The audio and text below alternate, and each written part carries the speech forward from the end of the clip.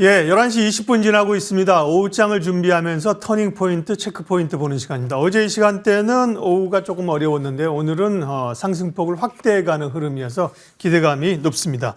오늘 터닝 포인트 함께할 두 분 소개합니다. 유니스토리 자산운용 김장열 투자전략본부장 그리고 DB금융투자 잠실지점 김병수 PB 오셨습니다. 어서 오십시오. 안녕하세요. 네, 오늘도 갈 길을 알려주십시오. 종목을 알려주십시오. 자, 터닝 포인트 첫 번째 내용 준비했습니다. 첫 번째는요.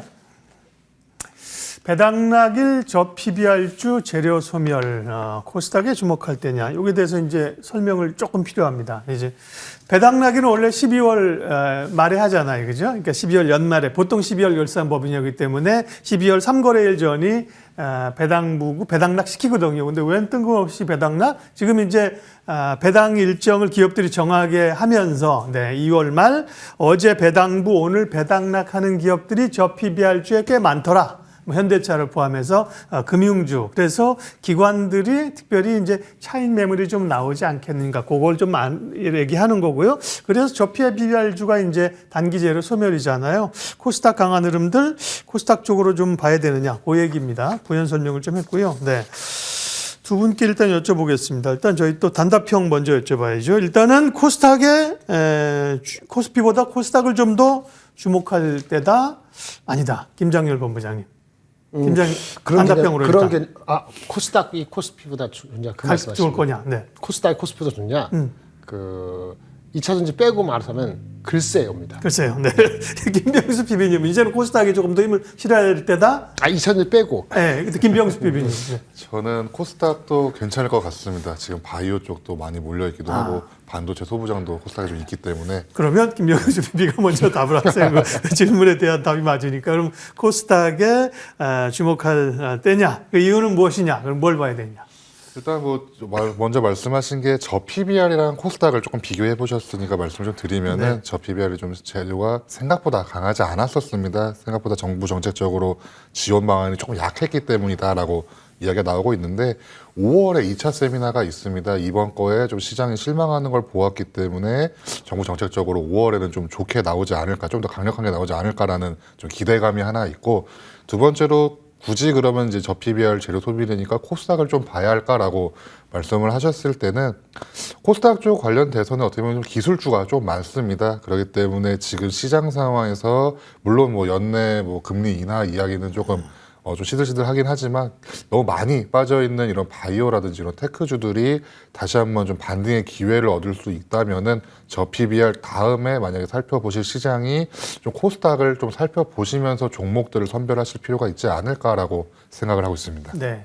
그런 게 대표적으로 이제 바이오 섹터가 있고 테크주라고 하면 포부장단 포함될 수 있겠고요. 반도체 소부장 외에도 이제 2차전지 소부장까지도 좀 2차전지 포함하고 많이 발전하고 있기 때문에. 김장렬 본부장님은 2차전지 빼고 코스닥은 볼만한다. 2차전지 얘기는 따로 좀 또 준비가 되어 있는 것 같아요. 그러면 시장 전반적으로 여전히 지수가 올라가면 대형주 쪽이냐, 저PBR의 자동차나 금융은 지금 배당락일도 있고 이렇게 조정받을 때가 좀 매수 기회일까요?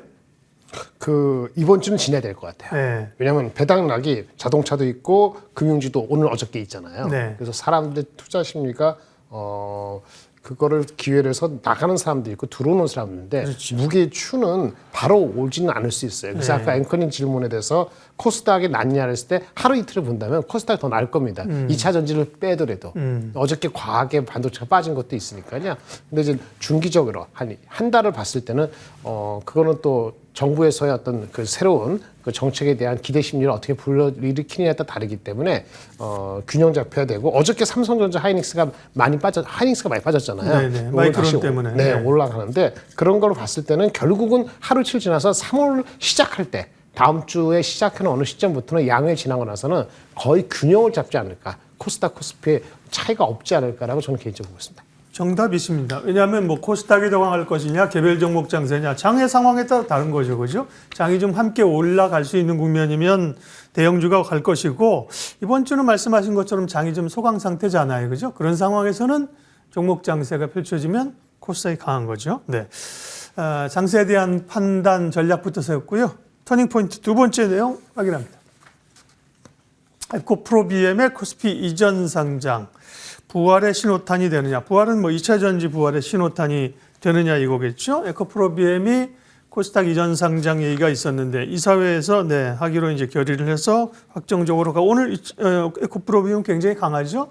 에코프로 그룹이나 혹은 2차 전지에 관한 시각들인데 김장렬 본부장님 아까 2차 전지는 빼고라 2차 전지 별로라고 보시는 거예요? 네네. 네. 일단은 많이 빠진 거하고 네. 리튬이나 그 광물 가격이 좀 안정화될 수도 있지 않을까라는 기대감이 있는 네. 거에다가 아까 이전 상장에 대한 것도 있고 중간중간에 테슬라가 워낙 많이 빠진 상태에서 여러 가지 뉴스들이 교차하면서 희망을 좀 가져보려는 그러한 분위기는 보입니다. 네.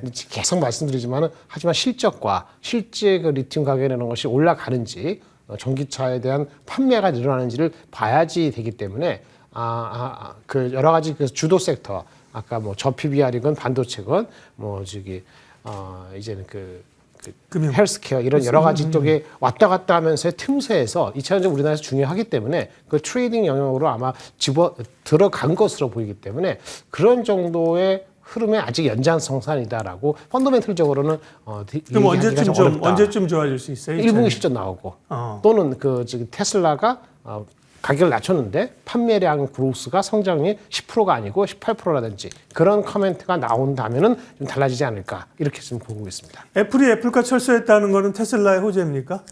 테슬라의 호재냐고요? 네. 그다지 뭐 호재도 아니고 어차피 애플이 늘어져가지고 빨리 나와도 26년 8년이었기 때문에 네네. 그 임팩트가 있었다고 볼 수는 없고 애플이 테슬라 전기차를 포기했다는 거는 그거보다는 애플이 AI를 집중한다는 게 더 중요한 포인트라고 볼 수 있겠습니다. 그렇습니다. 김병수 PB는 2차 전지도 이 뷰 자체가 괜찮으신 걸로 좀 들렸거든요. 네. 그러면 뭐 에코프로비엠 이전 상장은 얘기해 주셔도 좋고 안 해도 좋고 그거는 사실 이벤트성이잖아요. 그죠? 네, 맞습니다. 2차 전지에 관한 전반적인 이 좀 땔감 역할을 할 것인가에 대한 궁금증이잖아요. 얘기 좀 해주세요.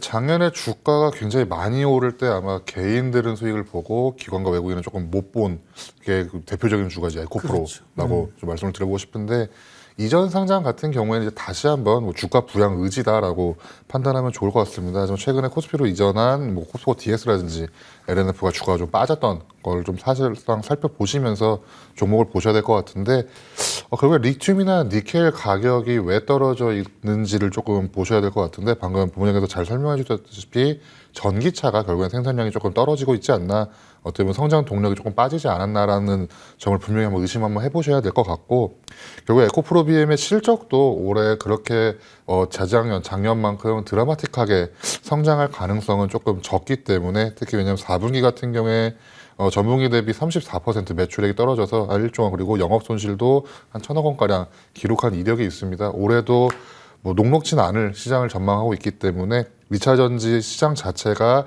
돌아온다고 하더라도 지난해 같은 드라마틱한 주가 성장보다는 다시 이제 전고점을 향해 달려가는 모습을 좀 보기 위해서 지금을 저점 또는 저점보다 살짝 높은 상태로 보시면 좋지 않을까라고 생각을 하고 있습니다.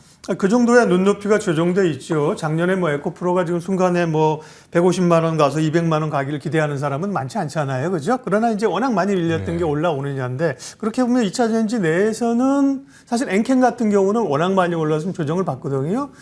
뭐 양극재 쪽이나 뭐 소재 쪽이나 어느 쪽을 좋게 보시는 거예요? 다시 말씀드리면 양극재와 음극재는 이제 에코프로가 제작 넘어간다면은 다시 한번 이제 전액과 분리막 쪽을 조금 보실 필요도 있지 않을까라고 생각을 하고 있고 이미 전액은 이제 엔캠이 주가가 많이 오르면서 여러분들께서 많이 공부를 하시는 상태였을 겁니다. 하지만 이제 이 다음 거 분리막들이라도 표현을 한다면은 다시 한번 반도체 소부장 주가가 많이 올랐듯이 2차 전지도 2차 전지 이제 소부장이라고 표현하죠. 소재 장비 부품 쪽도 한번 살펴보실 시점이지 않을까라고 좀 말씀을 드려보겠습니다. 네. 2차 전지 얘기를 했고요. 다음 세 번째 오장 터닝 포인트 보고 얘기하겠습니다. 마이크론의 역습, 국내 반도체에 미칠 영향은 무엇이냐? 이거는 이제 우리 또 반도체 전문가이신 김장렬 본부장님께 좀 들어야 되는데, 그죠? 뭐 마이크론뿐만 아니라 뭐 AMD도 그렇고요, 그죠? 뭐 HBM의 정말 반도체 사활을 건 것 같습니다. 어제는 마이크론 때문에 영향 때문에 우리 반도체주가 밀렸는데 오늘은 또 보면 뭐 한미 반도체 이오테크닉스에서 쫙쫙 올라오거든요. 어떻게 해석해야 됩니까? 어저께 마이크론뿐만 아니고 삼성전자도 똑같은 하나 더 높은 12단의 36GB HBM3E를 개발했다. 그 샘플링 중이다 하는 게 그게 더 컸어요, 사실. 예. 하이닉스가 빠진 거는 마이크론뿐만 아니고 삼성전자도 뛰어들었다. 그래서 본격적인 HBM 경쟁이라는 이슈거든요. 근데 결과적으로 보면은 현재까지 삼성전자보다는 하이닉스가 생산을 하고 있고 삼성전자나 마이크론이 생산 샘플링 하겠다는 거는 퀄리티 측면에서 수율이 올라와야 되고요. 그리고 생산량이 실질적으로 눈에 보여야 된다는 측면에서 어저께는 조금 과했다라고 개인적으로 보여지고요. 오늘 소부장자가 많이 오르는 거는 하이닉스 말고 삼성전자 마이크론이 만약 그걸 하려면은 그 관련되는 장비라든지 이런 주식은 결국은 한국 주식을 사야 돼, 한국의 업체들하고 컨택을 해야 된다는 그런 기대감이 어저께도 좀 있었습니다만 일부 종목에 오늘은 전체적으로 가고요. 또 한 가지 말씀드리면 진짜 HBM을 모든 업체가 뛰어들잖아요. 이게 가장 중요한 포인트인데 HBM을 생산을 늘리게 되면은 기존 제품을 줄여야 됩니다. 그 기존 제품을 100을 생산한 걸 HBM을 하면은 이건 60밖에 생산이 안 돼요. 공정을 이제 전환해야 되는 거죠. 네, 근데 HBM의 웨이퍼에서 다이수가 적게 나오기 때문에 네. HBM이 잘 된다는 이야기는 이걸 위해서 기존 D램을 일정 옮기는 상황에 기존 제품의 가격이 더 올라갈 수도 있고요. 네. 그러면 기존 제품에 대한 생산의 그 가동률을 높여야 돼요. 생산의 가동률이 높으면은 기존의 소재주라든지 장비주, HBM 스토리가 아니었던 소부장도 같이 어텐션이 돼야 되기 때문에 오늘 다 오른다고 볼 수 있다고 보신다면은 오히려 HBM 발로 인해서 하이닉스, 삼성전자가 경쟁 요인이 있겠습니다만은 그걸로 해서 반도체 전체적으로 좋아진다. 이런 그 공감대가 어제 오늘 사이에 제대로 바뀌었다 사람들이. 그래서 오늘 따라간다 이렇게 보시면 되겠습니다. 항상 뭐 전면에서 싸움할 때 뒤에서 그 이득을 챙기는 게 사실은 그 실효가 있는 거잖아요, 그죠? 그러면 뭐 소부장이나 소재 쪽에서는 혹시 조금 최근에 좋게 보시는 기업들이 있어요? 그 오늘 마지막 코너에 얘기를 할 건데 네. 전반적으로 장비주가 다 좋습니다. 네, 알겠습니다. 뒤로 좀 네. 깊이 넣도록 하겠고요. 자, 반도체 관련해서는 김병수 PB는 어떠세요? 여전히 좀 아까 뭐 우리가 금융이나 자동차 조정받을 때 매수냐, 어제 사실 반도체 밀릴 때 매수해도 되냐 이런 얘기 있었거든요. 반도체는 여전히 매수 유효합니까? 네.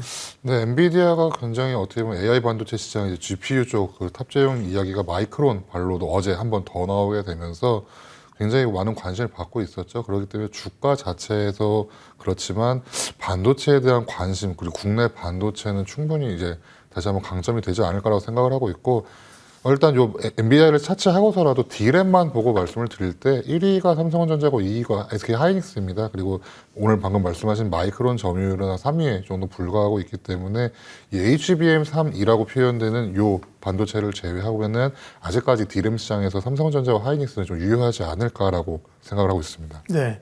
그 얘기 하나 더 나온 게 김장렬 본부장님. 지금은 HBM3, 그 다음에 3E 익스텐션이잖아요, 그죠? 네. 4도 준비하고 있어요? 그건 내년도입니다. 내년이요? 내년이요. 아, 그건 어디가 제일 빨라요? 그 하이닉스가 빠를 거로 보여지는데 지금 네. 중요한 건 네. 삼성하고 마이크론 할 때는 HBM3E가요. 네. HBM3를 안 하고 하는 거거든요. 네. 그래서 수율이 굉장히 이슈가 있을 거라는 생각이 드는 게 핵심이기 때문에 여기서 HBM4를 얘기하는 건 너무 이르다. 그렇게 말씀을 드리겠습니다. 네. 정리가 잘 됐습니다. 우장 터닝포인트. 네 번째 주제를 확인하겠습니다. 네 번째는, 수는 수출입은행이죠. 수출입은행법 때문에 이제 방산 수출에 걸림돌이 됐는데 그게 이제 해결되는 과정으로 간다. 방산에 대한 얘기. 그러나 이것도 이제 얘기가 나왔기 때문에 단기적으로 반영된 것 아닌가? 방산은 지금 장기적으로 봐서 사도 되는가? 궁금증이 있습니다. 김병수 PB님 말씀해 주세요. 네, 1차적으로 하나에로스페이스가 크게 지금 수혜를 많이 보고 있습니다. 오늘 주가도 많이 오르고 있는데 수출입은행법 좀 말씀을 조금 드리면은 법정 자본금 한도를 높인다라는 개념이라고 보시면 좋을 것 같습니다. 뭐 여야 모두 이제 방산 수출 활성화를 위해서 아마 이걸 개정해야 한다라고 공감을 했기 때문에 29일입니다. 내일 아마 본회의 처리가 굉장히 유력하다. 그래서 자본금 한도가 현행에서 25조까지도 늘어난다라는 것이 이 골자라고 알려져 있고 이 결국에 이 이유는 무기 수출을 할 때 조금 더 이롭게 하려는 이야기입니다. 이제 폴란드발 수혜가 가장 먼저 나오고 있는데 1차 수출 계약이 이제 대부분 이제 자본금 한도가 소진이 되어서 이걸 늘려야 된다는 이야기가 있고 특히 폴란드 1차 계약보다 이제 2차 실행 계약 물량이 더 한화 에어로스페이스와 현대로템에 조금 더 수혜가 많이 치우쳐져 있다라는 이야기가 있습니다. K9이라든지 천무 뭐 이런 게 이제 2차 계약 물량으로 남아 있기 때문이고, 마찬가지로 K2 전차도 현대로템에서 생산하고 있고 이것도 수출 잔량으로 800대 가량이 남아 있기 때문입니다. 이미 주가는 이 두 종목은 조금 오르는 모습을 보였고, 이 다음에 좀 관심이 있는 게 과연 LIG 넥스원과 이제 한국항공우주는 어떻게 되냐라는 것이 굉장히 궁금한 내용 중에 하나인데, 결국에는 정책적으로 지원할 수밖에 없는 게 이제 무기 수출 같은 경우에는 일반 사기업이 할 수 있는 건 아니기 때문에 정책적으로 지원이 가지 않을까라는 이야기가 있고, 특히 천궁2를 앞세워서 중동을 좀 공략 중이다라고 표현하고 있는 LIG 넥스원이라든지 아니면 이제 수리온 그리고 FA50을 개척을 이제 복역하고 있는 이제 한국항공우주 등을 이제 생각해 본다면은 이 방산 업체들이 주가가 지금 하나에어로스페이스는 어떻게 보면 조금 많이 오른 모습을 보이고 있지만, 이 다음 주가가 충분히 오를 수 있는 나머지 두 종목도 살펴보셔야 할 시점이지 않을까. 그리고 우선 가장 빠르게 반응이 온 곳은 하나에어로와 현대로템이고, 이 다음에 수출입은행법이 개정이 된다면은 나머지 두 개 방산 업체들도 충분히 수혜를 받을 수 있다라고 좀 말씀을 드려보겠습니다. 다만 뭐 이르면 내년 뭐 국회에서 이게 법이 이게 개정이 되게 되면 단기적으로 뭐 셀온이라고 하는, 셀온 뉴스죠 정확히, 뉴스에 팔아라, 단기적으로는 좀 재료 소멸 아닌가요? 당장적으로 재료 소멸인데 오늘 이제 내일 본회의가 될 거기 때문에 오늘이 이제 주가 반응이 가장 크게 오지 않았나라고 생각을 하고 있고, 일단 요 본회의 처리에 유력하다라는 기사는 모두가 다 보았기 때문에 오늘 같은 경우에 아까 아침에 나올 때 봤더니 하나에어로스페이스 거의 19만 원 넘어가는 모습을 보였을 정도로 주가가 많이 올랐고, 하지만 여기서 이제 이게 과연 뉴스에 팔아라일지 아니면 다시 사라일지를 판단하는 거는 결국엔 투자자의 몫이 아닐까라고 생각하고 있습니다. 그러니까요. 그럴 경우에 이제 어쨌든 뭐 원하는 만큼 다 사지 마시고, 척후병을 좀 보내고 분할해서 이제 또 사면 됩니다. 방산에 대해서는 김장렬 본부장님 시각은 어떠세요? 구조적 성장주로 여전히 유효하세요? 아니면 그 재료 가치가 좀 반영이 됐나요? 네, 반영이 됐는데, 그런데 아까 말씀드린 것처럼 이게 단기 올랐기 때문에 분명히 이 실현 욕구가 있을 거예요. 뭐라고 말은 안 해도. 근데 애널리스트들이나 우리들이 보는 관점이요. 한화 에어로스페이스 같은 경우는 지난주에 실적 나오고 나서 실적이 한 20% 더 나왔거든요. 주가는 그 이상 올랐죠. 목표 주가 제시한 것도 한 21, 2만 원 정도 합니다. 그 목표 주가라는 것이 19만 원이니까 10%밖에 안 남았지 않습니까? 목표 주가라는 것이 글로벌 그 동등 기업에 대비했을 때 밸류에이션에서 한 20% 할인한 거예요. 그러면 할인을 좁혀나가는 과정이거든요. 할인을 좁혀나가는 과정이 눈에 보이면은 지금 목표 주가가 한 번 더 올라갈 가능성이 있습니다. 할인이 좁혀진다는 거는 아까 우리 실적 말고 우리 그 수주가 지금 28조로 엄청 늘었거든요. 수주를 계속 해나가면은 엔비디아처럼 비싸다면서 계속 갈 가능성이 있어요. 그래서 보유 영역이긴 합니다만 너무 많이 갖고 계신 분이 아니라면은 좀 더 가져가셔도 아마 밸류에이션의 그 할인율이 좁혀질 룸은 아직 남았다. 근데 오늘 내일 사는 거는 조금 이슈가 되는 거고, 특히 어떤 한 종목에 대해서 만약에 방산을 길게 보실 수 있는 여유가 있으시다면은 그런 종목이 있는지 모르겠는데 ETF를 좀 고려하시는 것이 필요하다, 이렇게 말씀을 드리겠습니다. 네, 방산 얘기까지 들었습니다. 오장 터닝포인트 마지막 섹터는요. 공략주죠. 공략주 어떤 게 봐야 될지 쭉 얘기하신 것 가운데 포함이 돼 있는 경우가 많습니다. 김장렬 본부장님, 아까 이제 소부장 쪽 반도체 여쭤봤더니만 이따 얘기해 주게 하셨잖아요. 얘기해 주십시오. 일단 한미반도체는 너나 없이 지금 신고가를 계속 갱신할 것 같아요. 왜냐하면 하이닉스에서 증명된 거를 마이크론하고 삼성전자가 도외시할 거냐 라고 한다면 지금의 목이에요. 근데 아마 그렇지 않을 가능성에 대한 기대가 있기 때문에 확인될 때까지 갈 것 같고요. 그 다음에 HPSP라든지 뭐 우리 이오테크닉스 같은 경우인데, 이렇게 말씀드릴게요. 어저께 삼성, 마이크론과 하이닉스가 한다 그랬잖아요. 근데 지금 그리고 누구죠? 애플도 AI를 한다 그랬잖아요. 근데 그걸 누가 만들어주죠? 누가 만들어주냐 이거죠. 그러니까 HBM은 삼성하고 마이크론하고 하이닉스가 하는데 그거 GPU는 누가 만드냐고요. 생산은 TSMC가 하잖아요. 그러면 TSMC가 캐파가 계속 타이트해집니다. 앞으로도 계속. 그럼 TSMC 주식을 사시든지 TSMC하고 거래를 하는 소부장주가 더 관심을 갖을 겁니다. 거의 명명백백해요. 너무 많습니다. HPSP도 해당되고요. 이오테크닉스도 해당되고요. 큰 거로는. 작은 거로는 IP, 디자인 하우스도 최근에 올랐던 종목 중에서 TSMC랑 직관전 되는 회사들도 꽤 있고요. 그런 종목들이 대충 한 10개가 돼요. 그런 종목이 오늘 많이 올랐다 하고요. 그리고 이게 아니더라도 아까 말씀드린 것처럼 반도체가 이제 터닝 업 된다고 하면은 HBN의 아닌 종목도 많이 갈 겁니다. 그래서 고객을 다각화했다 그러면 조용히 있다가 터질 거예요. 마치 주성 엔지니어처럼. 네, 그런 식이 있기 때문에 이것도 역시 그 바스켓으로 사든지 아니면 ETF를 하고 물론 한 종목, 두 종목에 본인이 꽂히는 게 있으면 그 비중을 한 30, 40% 할 수 있겠습니다만은 네. 변동성이 있으니까 그걸 같이 하시는 게 좋을 것 같습니다. 좋습니다. 반도체 소부장 장비주 얘기를 하신 겁니다. 김병수 PB 관심주는요? 네, 관심 업종을 조금 저는 살펴보고 있었는데 네. 다시 한번 웹툰주 한번 살펴보실 필요가 있지 않을까라고 생각을 하고 있습니다. 웹툰은 지금 아시다시피 올해 초에 네이버 쪽 자회사인 웹툰 엔터테인먼트가 나서 미국에서 아직 상장할 것이다라는 이야기를 들으면서 관련주들인 미스터 블루라든지 키다리 스튜디오, DNC 미디어 등의 주가가 좀 오르는 모습을 좀 보였었습니다. 관련돼서는 6월에 아마 상장을 할 것이고 기업 가치는 30억에서 40억 달러, 우리 돈으로 약 5조 원 정도가 예상된다라고 이야기가 나올 정도로 어떻게 보면 굉장히 큰 기업이 될 것이다라고 이야기가 나오고 있습니다. 웹툰 엔터테인먼트 같은 경우에는 이제 국내 시장 점유율이라든지 이제 최대 시장인 일본에서도 성공을 할 수 있을지, 그리고 이제 향후 글로벌적으로도 어떻게 될 수 있을지를 살펴보았을 때 미국에서 이제 뭐 이런 매출 순위는 비슷하나 또 다운로드 쪽 이런 게 조금 더 좀 어떻게 보면 우리나라 시장보다 조금 작은 시장이기 때문에 더 성공률이 높지 않을까라는 이야기가 나오고 있고, 매출도 거의 1조 6천억 가량이 올해 나올 것이다라는 이야기도 있습니다. 굉장히 그렇기 때문에 이런 기업 공개를 통해서도 주가가 충분히 많이 오를 수가 있고, 특히 관련된 기사들을 좀 살펴보면은 웹툰으로 시작되었는데 이것이 이제 뭐 넷플릭스라든지 이런 영화계 또는 드라마 쪽에서 다시 한번 재구성되는 경우가 굉장히 많습니다. 이런 IP를 보유하고 있는 업체들이 네. 충분히 이런 미디어 쪽에서 주가적으로도 상승 가능성이 있지 않을까라고 생각을 하고 있습니다. 네, 네이버 웹툰 상장에 따른, 그러나 이게 네이버가 딱 특정된 관심 종목은 아니라 웹툰 관련 전체하고 이제 다른 기업들이 또 주목을 받을 수 있는 특성상 그렇습니다. 네, 오늘 오후장 터닝포인트 여기까지 하겠습니다. 유니스토리 자산운용 김장렬 본부장, DB금융투자 잠실지점 김병수 PB 함께했습니다. 고맙습니다. 감사합니다.